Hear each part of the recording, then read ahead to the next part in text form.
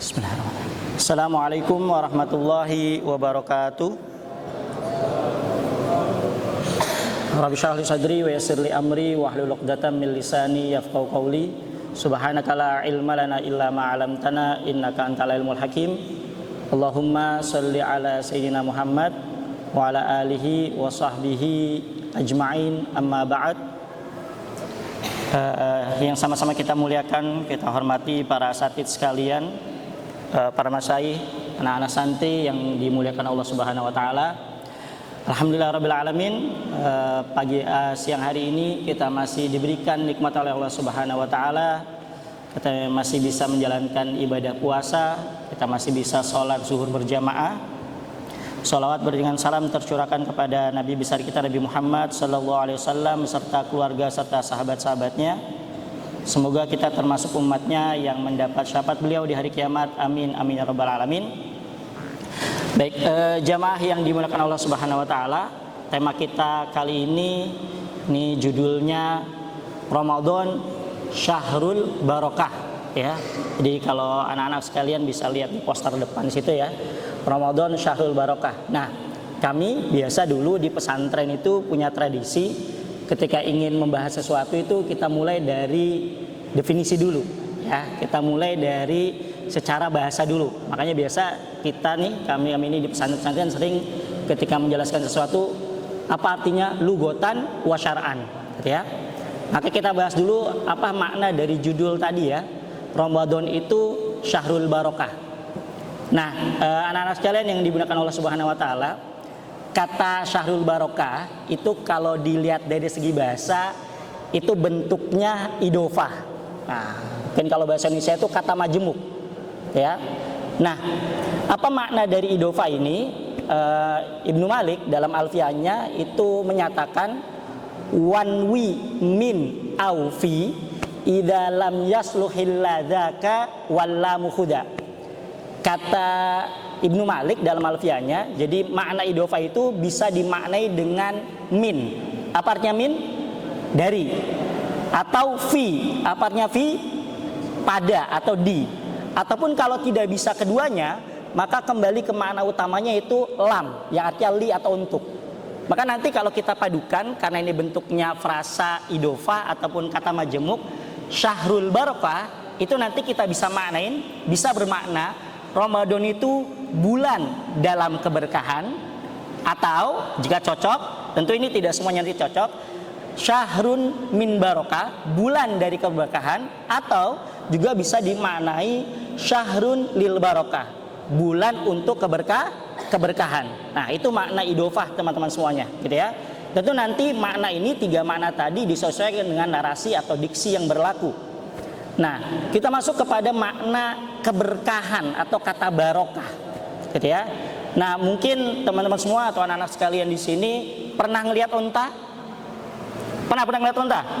Di mana? Di Ragunan. Ya. Pernah ngelihat unta lagi duduk? Ya.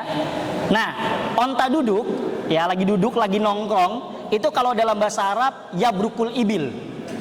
Nah, maka kata barokah itu berasal dari kata barokah yabruku yang artinya diam atau menetap.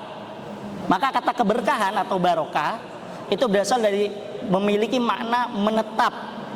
Nah, itu kemudian akhirnya ulama menafsirkan, ulama menjelaskan. Sini saya ambil beberapa keterangan para ulama. Yang pertama saya ambil dari dalam kitab Mufradat fi Gharibil Quran ya.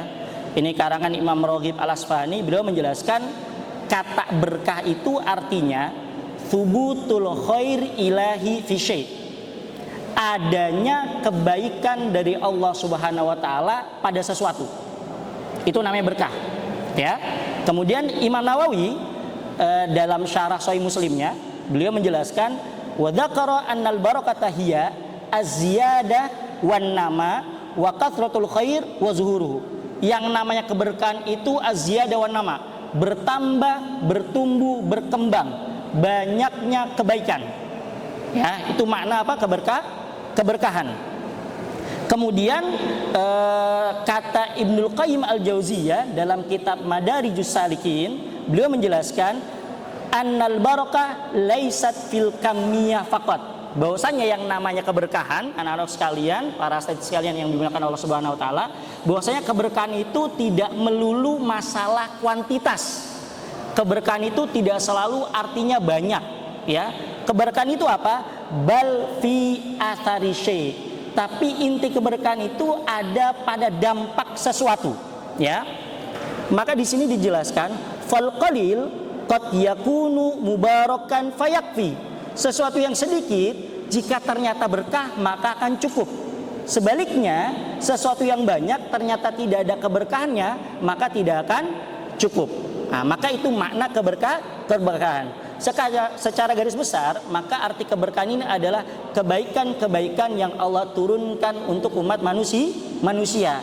Dan ini yang kemudian diterjemahkan atau didefinisikan di Kamus Besar Bahasa Indonesia, ya. Jadi menyebutkan keberkahan itu artinya kebaikan dari Tuhan atau karunia dari Allah Subhanahu wa taala untuk kemaslahatan manusia.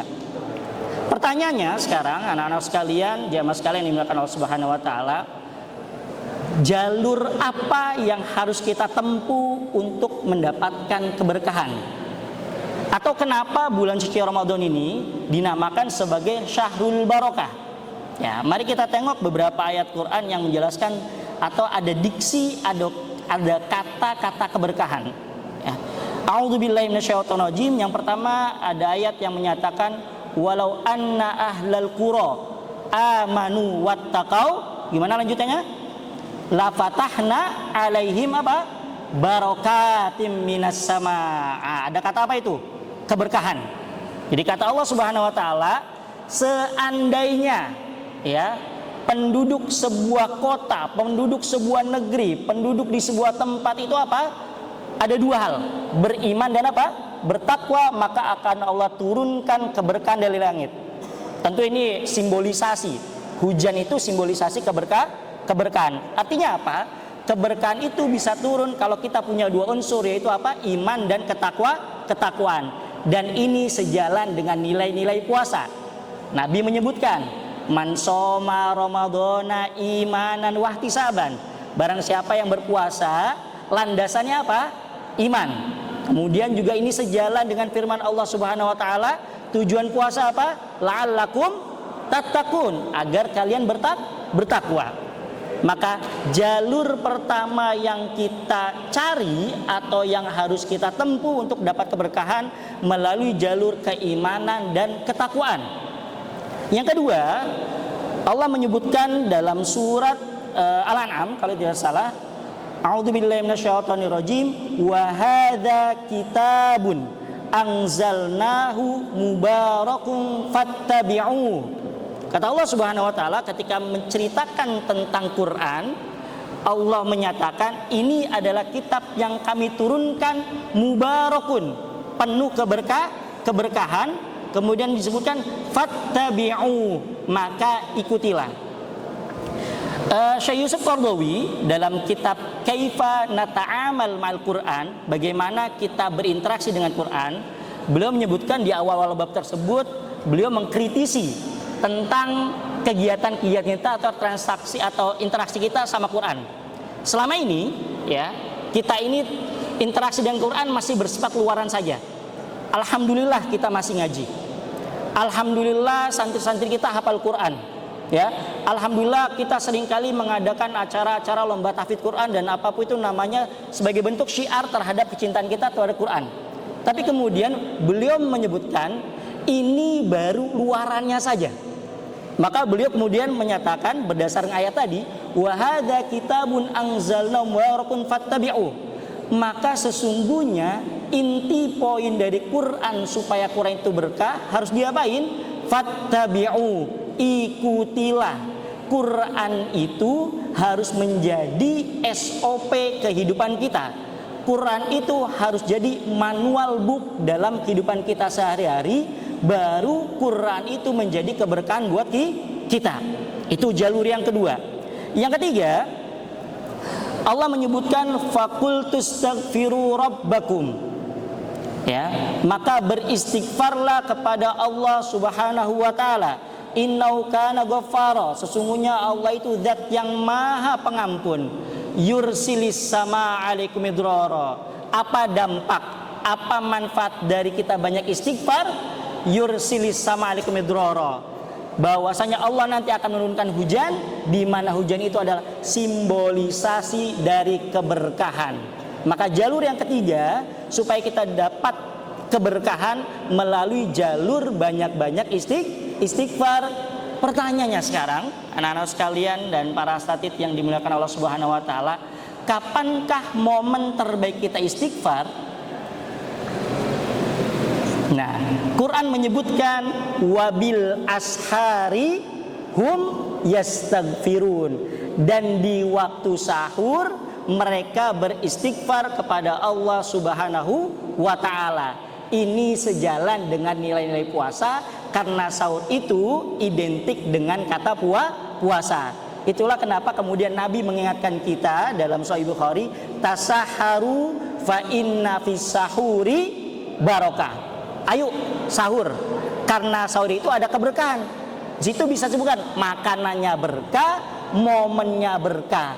Maka isi waktu sahur itu dengan banyak-banyak melakukan istighfar. Nah, itu mungkin jamaah sekalian yang dimuliakan Allah Subhanahu wa taala, semoga bermanfaat. Hadanallahu iyyakum ajmain. Allahumma la tahrimnal khaira ma indaka li syarri ma indana.